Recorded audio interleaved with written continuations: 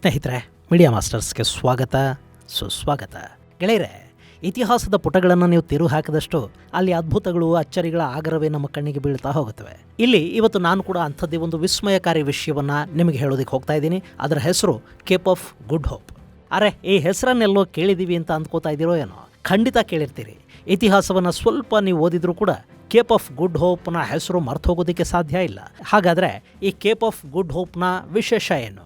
ಅದನ್ನು ಹಡಗುಗಳ ಸ್ಮಶಾನ ಅಂತ ಯಾಕೆ ಕರೀತಾರೆ? ಈ ಕೇಪ್ನ ಅಧ್ಯಾಯವನ್ನು ಓಪನ್ ಮಾಡಿದರೆ ಅಲ್ಲಿ ನಮಗೆ ಸಿಗೋ ದುರ್ಘಟನೆಗಳ ಸರಮಾಲೆ ಎಂಥದ್ದು ಅನ್ನೋದ್ರ ಬಗ್ಗೆ ಒಂದಷ್ಟು ಮಾಹಿತಿಯನ್ನು ನಾವಿಲ್ಲಿ ನೋಡೋಣ.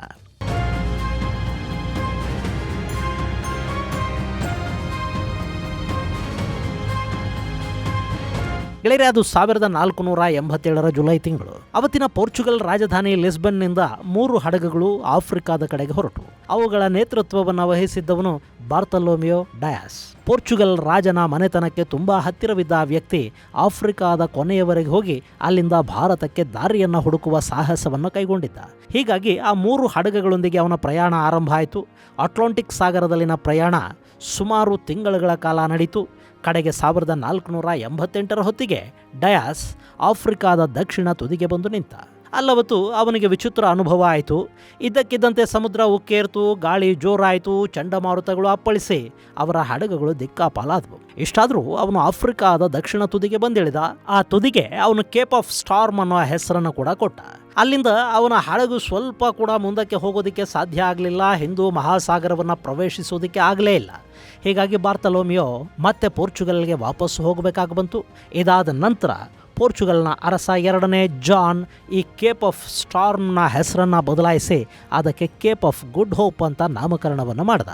ಇಲ್ಲಿ ಬಾರ್ತಲೋಮಿಯೋನ ಯಾತ್ರೆ ವಿಫಲವಾಯಿತು ಅಂತ ಅನಿಸಿದ್ರೂ ಕೂಡ ಅವರಿಗೆ ಭಾರತಕ್ಕೆ ಹೋಗೋದಕ್ಕೆ ಅಲ್ಲೊಂದಷ್ಟು ದಾರಿಗಳು ತೆರೆಕೊಂಡಿದ್ವು. ಕಡೆಗೆ 1497 ಜುಲೈ 8ನೇ ತಾರೀಕು ವಾಸ್ಕೋ ಡ ಗಾಮ ಪೋರ್ಚುಗಲ್ನ ರಾಜ ಹೆನ್ರಿ ದ ನ್ಯಾವಿಗೇಟರ್ನ ಅಪ್ಪಣೆಯಂತೆ ಭಾರತವನ್ನು ಹುಡುಕ್ತಾ ಮತ್ತೆ ಬಂದ. ಅವನು ಬಾರ್ತಲೋಮಿಯೋ ಡಯಾಸ್ ಬಂದಿದ್ದ ಹಾದಿಯಲ್ಲೇ ಬಂದ. ಅವನಿಗೂ ಕೇಪ್ ಸಿಕ್ತು. ಆದರೆ ವಾಸ್ಕೋ ಡ ಗಾಮ ಬಂದಂಥ ಸಂದರ್ಭದಲ್ಲಿ ಕೇಪ್ ತುಂಬಾನೇ ಶಾಂತವಾಗಿತ್ತು. ಹೀಗಾಗಿ ಅವನು ಕೇಪ್ ಆಫ್ ಗುಡ್ ಹೋಪಲ್ಲಿ ಒಂದಷ್ಟು ಹೋಪ್ ತಗೊಂಡು ಆಫ್ರಿಕಾದ ಪೂರ್ವ ತೀರಕ್ಕೆ ಬಂದ. ಅಲ್ಲಿ ಮೊಜಾಂಬಿಕ್, ಮೊಂಬಾಸಾಗಳನ್ನು ದಾಟಿ ಮೇ 20, 1498 ಕಲ್ಲಿಕೋಟೆಗೆ ಬಂದ. ಅಲ್ಲಿಗೆ ಯುರೋಪಿಯನ್ನರಿಗೆ ಭಾರತದ ಬಾಗಿಲು ತೆರೆದಂತಾಯಿತು. ಹೀಗೆ ಶುರುವಾದ ಕೇಪ್ ಆಫ್ ಗುಡ್ ಹೋಪ್ನ ಕಥೆ ಆ ಬಳಿಕ ಯುರೋಪ್ನ ಶಕ್ತಿಗಳ ಮೇಲಾಟವನ್ನು ನೋಡಿತು. ಸರಿಸುಮಾರು 100 ವರ್ಷಗಳ ಕಾಲ ಪೋರ್ಚುಗೀಸರು ಯುರೋಪಲ್ಲಿ ಯಾರಿಗೂ ಗೊತ್ತಾಗದ ಹಾಗೆ ಭಾರತದಲ್ಲಿ ತಳ ಊರಿದ್ರು. ಆದರೆ ಇದನ್ನು ಹೆಚ್ಚು ದಿನ ಮುಚ್ಚಿಡೋದಕ್ಕಾಗಲಿಲ್ಲ. ಪೋರ್ಚುಗೀಸರ ಬಗ್ಗೆ ಅನುಮಾನ ಬಂದ ಡಚ್ಚರು ಅವರನ್ನು ಫಾಲೋ ಮಾಡ್ತಾ ಭಾರತಕ್ಕೆ ಬಂದರು.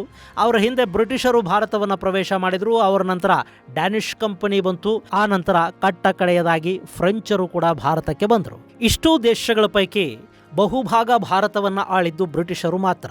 ಇನ್ನುಳಿದಂತೆ ಭಾರತಕ್ಕೆ ಮೊದಲು ಬಂದ ಪೋರ್ಚುಗೀಸರು ಗೋವಾಗೆ ಸೀಮಿತ ಆದರು. ಫ್ರೆಂಚರು ಪಾಂಡಿಚೇರಿಯಲ್ಲಿ ತಳ ಊರಿದರು. ಉಳಿದ ಭಾರತ ಬ್ರಿಟಿಷರ ಹಿಡಿತಕ್ಕೆ ಸಿಕ್ತು. ಹೀಗೆ ಭಾರತಕ್ಕೆ ಬರುವ ಮಾರ್ಗದಲ್ಲಿ ಅವರೆಲ್ಲ ಕೂಡ ಕೇಪ್ ಆಫ್ ಗುಡ್ ಹೋಪ್ನ ದಾಟಿ ಬರಬೇಕಿತ್ತು. ಭಾರತಕ್ಕೆ ಹಾದಿ ಹುಡುಕಿದವರು ಅಷ್ಟಕ್ಕೆ ಸುಮ್ಮನಾಗಲಿಲ್ಲ. ಅಲ್ಲಿಂದ ಮುಂದಕ್ಕೂ ಹೋದರು. ಮಲಯನ್ ಪೆನಿನ್ಸುಲಾ ಹಾಗೂ ಆಸ್ಟ್ರೇಲಿಯಾಗಳು ಕೂಡ ಯುರೋಪ್ನ ವಶಕ್ಕೆ ಸಿಕ್ಕಿದ್ವು. ಆ ಬಳಿಕ ಇಲ್ಲಿಗೆ ಯುರೋಪ್ನಿಂದ ಓಡಾಡುವವರ ಸಂಖ್ಯೆ ಹೆಚ್ಚಾಗ್ತಾ ಹೋಯಿತು. ಆಗಲೇ ನೋಡಿ ಈ ಕೇಪ್ ಆಫ್ ಗುಡ್ ಹೋಪ್ನ ಸಮಸ್ಯೆ ದೊಡ್ಡ ಮಟ್ಟದಲ್ಲಿ ಕಾಣೋದಕ್ಕೆ ಶುರುವಾಗಿತ್ತು. ಗೆಳೆಯರೆ, ಈ ಕೇಪ್ ಆಫ್ ಗುಡ್ ಹೋಪ್ ಇರೋದು ದಕ್ಷಿಣ ಆಫ್ರಿಕಾದ ಪ್ರಮುಖ ನಗರ ಕೇಪ್ ಟೌನ್ನಿಂದ ಸುಮಾರು 50 ಕಿಲೋಮೀಟರ್ಗಳಷ್ಟು ದೂರದಲ್ಲಿ. ಮೊದಲಿಗೆ ಇದನ್ನೇ ಆಫ್ರಿಕಾದ ಸದರನ್ ಮೋಸ್ಟ್ ಪ್ಲೇಸ್ ಅಂತ ಗುರುತಿಸಲಾಗ್ತಾ ಇತ್ತು.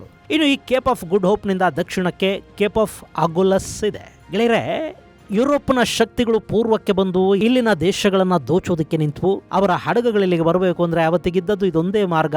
ಅಫ್ಕೋರ್ಸ್ ಯುರೋಪಿಯನ್ನರು ಹೀಗೊಂದು ಮಾರ್ಗವನ್ನು ಹುಡುಕೋ ಮೊದಲು ಕೂಡ ಭಾರತದಿಂದ ಅಲ್ಲಿಗೆ ವ್ಯಾಪಾರ, ಸರಕು ಸರಂಜಾಮುಗಳ ಸಾಗಾಟ ಎಲ್ಲ ಇತ್ತು. ಆದರೆ ಅದು ಬೇರೆ ಮಾರ್ಗದಲ್ಲಿ ನಡೀತಾ ಇತ್ತು. ಅರಬ್ ವ್ಯಾಪಾರಿಗಳಿಂದ ಸರಕುಗಳನ್ನು ಇವತ್ತಿನ ಟರ್ಕಿಯ ಇಸ್ತಾನ್ಬುಲ್ ಮೂಲಕ ಯುರೋಪಿಗೆ ಕಳುಹಿಸ್ತಾ ಇದ್ರು. ಆದರೆ ಯಾವಾಗ ಇಸ್ತಾನ್ಬುಲ್ ಅಂತ ಇವತ್ತು ಕರೆಸಿಕೊಳ್ಳುವ ಅವತ್ತಿನ ಕಾನ್ಸ್ಟಂಟಿನೋಪಲನ್ನು ರೋಮನ್ನರಿಂದ ಆಟೋಮನ್ನರು ಕಿತ್ಕೊಂಡ್ರು, ಅಲ್ಲಿಗೆ ಪೂರ್ವ ಮತ್ತು ಪಶ್ಚಿಮಗಳನ್ನು ಬೆಸೀತಾ ಇದ್ದ ಆ ಮಾರ್ಗ ಬಂದಾಯಿತು. ಹೀಗಾಗಿನೇ ಸಾಂಬಾರ ಪದಾರ್ಥಗಳಿಗಾಗಿ ಯುರೋಪಿಯನ್ನರು ಭಾರತಕ್ಕೆ ಹೊಸ ಮಾರ್ಗವನ್ನು ಹುಡುಕಬೇಕಾಗಿ ಬಂದಿತ್ತು. ಹಾಗೆ ಅವರು ಹುಡುಕಿದ್ದು ಆಫ್ರಿಕಾನ ಸುತ್ತಕೊಂಡು ಈ ಕೇಪ್ ಆಫ್ ಗುಡ್ ಹೋಪ್ ಮೂಲಕ ಹಿಂದೂ ಮಹಾಸಾಗರವನ್ನು ಪ್ರವೇಶಿಸುವ ಈ ಮಾರ್ಗವನ್ನು. ಇನ್ನು ಇಲ್ಲಿ ಯುರೋಪಿಯನ್ನರ ಹಡಗುಗಳ ಸಂಚಾರ ಹೆಚ್ಚಾದ ನಂತರನೇ ಇಲ್ಲಿನ ಸಮುದ್ರ ಎಷ್ಟು ಫೆರೋಷಿಯಸ್ ಅನ್ನೋದು ಕೂಡ ಅವರಿಗೆ ಅರ್ಥ ಆಗೋದಕ್ಕೆ ಶುರುವಾಗಿತ್ತು. ಈ ಕೇಪ್ ಆಫ್ ಗುಡ್ ಹೋಪ್ನ ಬಳಿ ಸಮುದ್ರದ ಕೋಪಕ್ಕೆ ಬಲಿಯಾಗಿ ತಳ ಸೇರಿದ ಹಡಗುಗಳೆಷ್ಟೋ, ಅಲ್ಲಿ ಜಲಸಮಾಧಿಯಾದ ಜೀವಗಳೆಷ್ಟೋ. ಅಲ್ಲಿನ ಈ ಭಯಾನಕತೆಗೆ ಕಾರಣ ಆಗಿದ್ದು ಕೇಪ್ ಆಫ್ ಗುಡ್ ಹೋಪ್ ಬಳಿಯಲ್ಲಿನ ಅಸಾಧಾರಣ ಕರೆಂಟ್.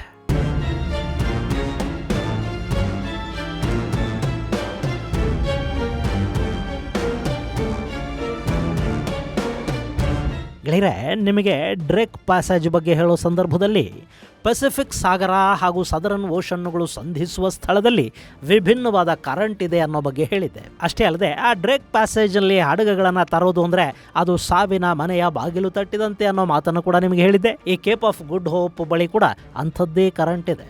ಅದಕ್ಕೆ ಕಾರಣ ಹಿಂದೂ ಮಹಾಸಾಗರ ಮತ್ತು ಅಟ್ಲಾಂಟಿಕ್ ಸಾಗರದ ನಡುವಿನ ಸಂಘರ್ಷ.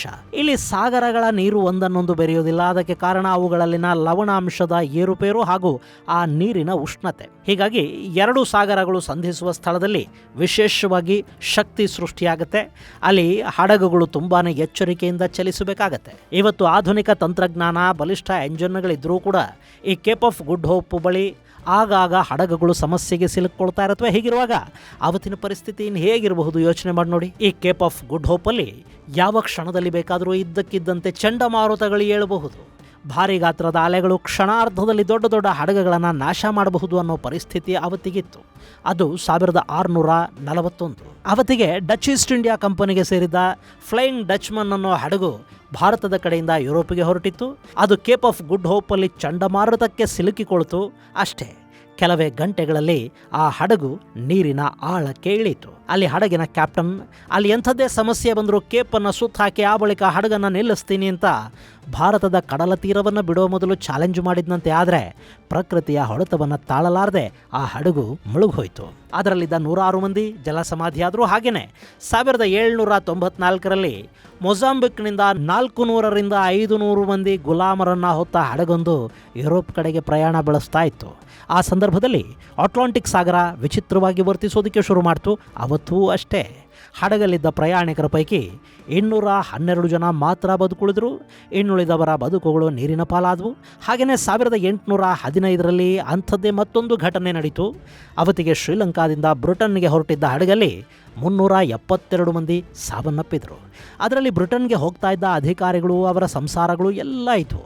ಅದೇ ರೀತಿ 1842ರಲ್ಲಿ ವಾಟರ್ ಲೂ ಅನ್ನೋ ಹಡಗು ಅಲ್ಲಿ ಸಮಸ್ಯೆಗೆ ತುತ್ತಾಯಿತು. ಅದು ಬ್ರಿಟನ್ನಲ್ಲಿ ಅಪರಾಧ ಮಾಡಿದ್ದ ಹಾಗೂ ಶಿಕ್ಷೆಗೆ ಗುರಿಯಾಗಿದ್ದ ಸುಮಾರು 143 ಮಂದಿಯನ್ನು ತುಂಬಿಕೊಂಡು ಆಸ್ಟ್ರೇಲಿಯಾ ಬಳಿಯಲ್ಲಿನ ತಾಸ್ಮೇನಿಯಾಕ್ಕೆ ಪ್ರಯಾಣ ಬೆಳೆಸ್ತಾ ಇತ್ತು. ಅಲ್ಲಿ ಕ್ರೂ ಮೆಂಬರ್ಗಳ ಜೊತೆ 30 ಬ್ರಿಟಿಷ್ ಸೈನಿಕರು, ಅವರ ಪತ್ನಿಯರು ಹಾಗೂ ಮಕ್ಕಳು ಕೂಡ ಇದ್ದರು. ಇನ್ನು ಆ ಹಡಗಿಗೆ ಆ ಹಾದಿಯಲ್ಲಿ ಮೊದಲ ಪ್ರಯಾಣ ಕೂಡ ಅದಾಗಿರಲಿಲ್ಲ. 7ನೇ ಬಾರಿ ಅದು ಆ ಹಾದಿಯಲ್ಲಿ ಪ್ರಯಾಣ ಬೆಳೆಸಿತ್ತು. ಕೇಪ್ ಆಫ್ ಗುಡ್ ಹೋಪ್ ಬಳಿಯ ಟೇಬಲ್ ಬೇ ಹತ್ತಿರಕ್ಕೆ ಆ ಹಡಗು ಬರೋ ಹೊತ್ತಿಗೆ ಅಲ್ಲಿ ಸಮುದ್ರದ ವಾತಾವರಣ ಬದಲಾಯಿತು. ಅಪಾಯವನ್ನು ಅರಿತ ಕ್ಯಾಪ್ಟನ್ ಟೇಬಲ್ ಬೇಯಲ್ಲಿ ಹಡಗನ್ನು ನಿಲ್ಲಿಸೋ ನಿರ್ಧಾರವನ್ನು ಮಾಡಿದ. ಆದರೆ ಸಮುದ್ರದಲ್ಲಿ ಅಲೆಗಳ ಅಬ್ಬರ ಹೆಚ್ಚಾಯಿತು. ಅದು ಚಂಡಮಾರುತವಾಗಿ ಬದಲಾಯಿತು. ಎಷ್ಟು ದೊಡ್ಡ ಅಲೆಗಳೆದ್ವು ಅಂದರೆ ದಡದಲ್ಲಿದ್ದ ಕಲ್ಲುಗಳು ಹಾಗೂ ಸಾಗರದ ಅಲೆಗಳ ನಡುವೆ ಆ ಹಡಗು ನುಚ್ಚುನೂರಾಯಿತು. ನೋಡ್ತಿರುವಾಗಲೇ ವಾಟರ್ಲೂ ಸಮುದ್ರದಲ್ಲಿ ಮುಳುಗೋದಕ್ಕೆ ಶುರುವಾಯಿತು. ಸುಮಾರು 189 ಮಂದಿ ಅಲ್ಲಿ ಪ್ರಾಣವನ್ನು ಕಳ್ಕೊಂಡ್ರು. ಅದೇ ರೀತಿ 1852ರಲ್ಲಿ HMS ಬ್ರಿಕನ್ ಹೆಡ್ ಅನ್ನೋ ಹಡಗು ಕೂಡ ಇದೇ ರೀತಿ ಸಮಸ್ಯೆಗೆ ತುತ್ತಾಯಿತು. ಆ ಹಡಗಲ್ಲಿ ಬ್ರಿಟಿಷ್ ಸೈನಿಕರು ಮತ್ತು ಅವರ ಕುಟುಂಬಗಳನ್ನು ಕರ್ಕೊಂಡು ಹೋಗ್ತಾ ಇದ್ರು. ಆ ಹಡಗು ಕೇಪ್ ಬಳಿ ಬರ್ತಿದ್ದಂತೆ ಸಾಗರದ ಅಲೆಗಳು ಹೆಚ್ಚಾದವು. ಆ ಹಡಗು ಕಡಲ ಕಿನಾರೆಯ ಬಂಡೆಯೊಂದಕ್ಕೆ ಬಡಿತು. ಹೀಗಾಗಿ ಆ ಹಡಗು ಮುರಿದು ಬಿತ್ತು. ಅದರಲ್ಲಿ 643 ಮಂದಿ ಇದ್ರು. ಅದರಲ್ಲಿದ್ದ ಮಹಿಳೆಯರು ಮತ್ತು ಮಕ್ಕಳನ್ನು ಕಾಪಾಡೋದಕ್ಕೆ ಸೈನಿಕರು ಪ್ರಯತ್ನ ಪಟ್ಟರು. ಇಷ್ಟಾದರೂ ಆ ಹಡಗಲ್ಲಿದ್ದ 643 ಮಂದಿಯ ಪೈಕಿ ಬದುಕುಳಿದದ್ದು ಕೇವಲ 193 ಮಂದಿ ಮಾತ್ರ. ಇನ್ನು 1874ರಲ್ಲಿ ಕಾಸ್ ಪ್ಯಾಟ್ರಿಕ್ ಅನ್ನೋ ಹಡಗು ಇಂಗ್ಲೆಂಡ್ನಿಂದ ನ್ಯೂಜಿಲೆಂಡ್ಗೆ ಹೋಗ್ತಾ ಇತ್ತು. ಅದರಲ್ಲಿ 472 ಮಂದಿ ಪ್ರಯಾಣಿಕರಿದ್ದರು. ಅವರೆಲ್ಲ ನ್ಯೂಜಿಲೆಂಡಲ್ಲಿ ಉತ್ತಮ ಬದುಕನ್ನು ಕಟ್ಟಿಕೊಳ್ಳೋದಕ್ಕೆ ಇಂಗ್ಲೆಂಡ್ನಿಂದ ಹೊರಟಿದ್ರು. ಆ ಹಡಗು ಅಟ್ಲಾಂಟಿಕ್ಕನ್ನು ದಾಟಿ ಕೇಪ್ಗೆ ಬರ್ತಿದ್ದಂತೆ ಅದರ ಡೆಕ್ಕಲ್ಲಿ ಬೆಂಕಿ ಕಾಣಿಸ್ಕೊಳ್ತು. ಅಲ್ಲಿಗೆ ಹಡಗಲ್ಲಿದ್ದವರ ಕಥೆ ಮುಗಿದು ಹೋಯಿತು. 472 ಮಂದಿಯ ಪೈಕಿ ಅಲ್ಲಿ ಬದುಕುಳಿದದ್ದು ಕೇವಲ 5 ಮಂದಿ ಮಾತ್ರ. ಹೀಗೆ ಸಾಕಷ್ಟು ಹಡಗುಗಳು ಕೇಪ್ ಆಫ್ ಗುಡ್ ಹೋಪ್ ಬಳಿಯಲ್ಲಿ ಸಾಗರದ ಪಾಲಾಗಿವೆ. ಇವತ್ತಿಗೂ ಕೂಡ ದೊಡ್ಡ ದೊಡ್ಡ ಹಡಗುಗಳು ಆ ಪ್ರದೇಶದಲ್ಲಿ ದಿಕ್ಕು ಕಾಣದಂತಾಗತ್ವೆ. ಅಲ್ಲಿ ಎಷ್ಟೋ ಹಡಗುಗಳು ಏನಾದವು ಅನ್ನೋದು ಕೂಡ ಗೊತ್ತಾಗದೆ ಕಣ್ಮರೆಯೂ ಆಗಿವೆ. ಅವುಗಳನ್ನು ಹುಡುಕೋದಿಕ್ಕೆ ನಡೆದ ಸಾಕಷ್ಟು ಪ್ರಯತ್ನಗಳು ವಿಫಲ ಆಗಿವೆ. So Cape of good hope ಅನ್ನೋದು ಹಡಗುಗಳ ಪಾಲಿಗೆ ಸ್ಮಶಾನದಂತೆ ಕಾಣುವುದಷ್ಟೇ ಅಲ್ಲದೆ ಸಹಸ್ರಾರು ಮಂದಿಯ ಸಾವಿಗೂ ಕಾರಣವಾದ ಸ್ಥಳ ಅನ್ನಿಸ್ಕೊಳ್ಳುತ್ತೆ.